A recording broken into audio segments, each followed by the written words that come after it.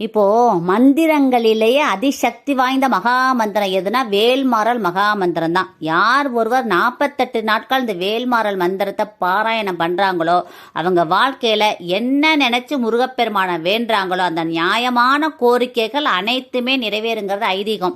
ஒரு சில பேருக்கு திருமணம் தடையாகிட்டே இருக்கும். அவங்கெல்லாம் அந்த வேல்மாறலை 48 நாள் பாராயணம் பண்ணிட்டாங்கன்னா நல்ல இடத்துல திருமணம் விரைவில் கைகூடி வரும். அதே மாதிரி குழந்தை பேர் தாமதமானவங்க இந்த வேல்மாறல் மந்திரத்தை 48 நாள் பாராயணம் பண்ணிக்கிட்டே இருங்களேன். கண்டிப்பாக அந்த குழந்தை ஆரோக்கியமான அழகான அறிவான குழந்தை இந்த முருகப்பெருமானே குழந்தையா பிறப்பார் உங்களுக்கு. அதே மாதிரி வேலை வாய்ப்பு தாமதமாக இருக்கவங்க, வீடு கட்ட முடியாதவங்க, இவங்கெல்லாம் தொடர்ந்து வேல்மாறலை படிங்க.